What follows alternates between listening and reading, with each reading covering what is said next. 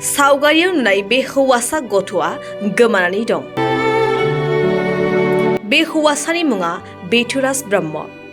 थाखो 9आव फरायबाय थानाय सासे फरायसा। चिरां जिल्ला दालिगाव सामथाइबारिनि थागिबि चानबिन ब्रह्मनि फिसाज्ला। मिथिनाय बादिब्ला बे गथ'साया बिजनीनि नर्थ इस्ट मिलिटारि एकाडेमिनि हस्टेलाव थायोमोन।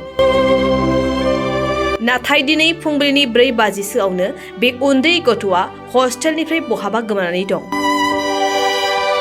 नखरनिया दा जोबोद दुखुआव दं। सोरबाफोर नुसनबायोब्ला 9365011952 जानबुं अनजिमायाव मिथिहर।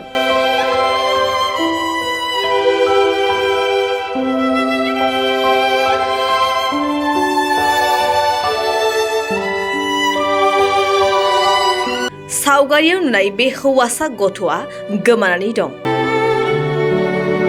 बे हौवासानि मुङा बेथुराज ब्रह्म।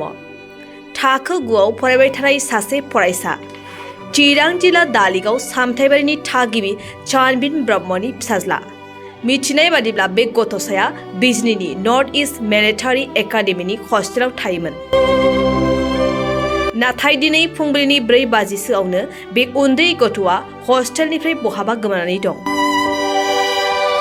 नखरनिया दा जोबोद दुखुआव दं। सोरबाफोर नुसनबायोब्ला 9365011952 जानबुं अनजिमायाव मिथिहर।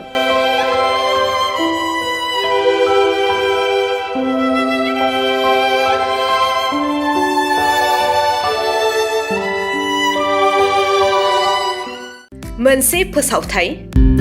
क'क्राझार जिल्लानि सिङाव थानाय दा रियेलिटी पाब्लिक स्कुलाव पाब्लिक रिलेशन अफिसारनि गोनांथि जादों।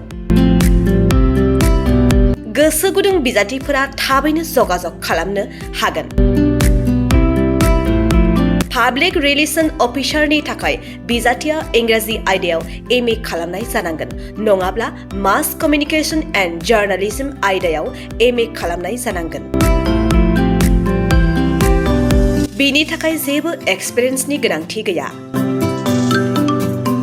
डिग्री गोनां बिजाथिफोरा बयबो एप्लाइ खालामनो हागोन। दान बान्थाखौ 15,000 निफ्राय 20,000 होनाय जागोन।